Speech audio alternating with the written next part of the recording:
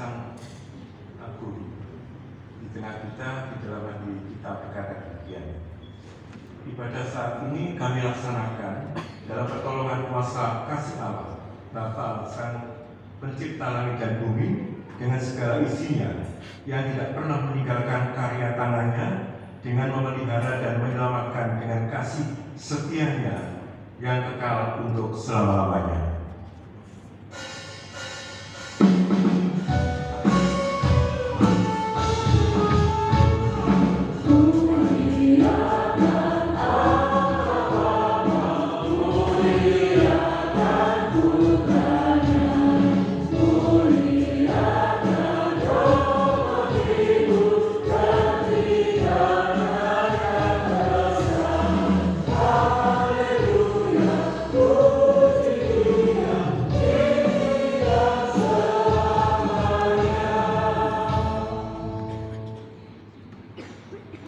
Kasih karunia dan damai sejahtera dari Tuhan Allah Bapa di surga dan sukacita Tuhan kita Yesus Kristus tercurah sempurna pada umat sekalian di sini sampai selama-lamanya.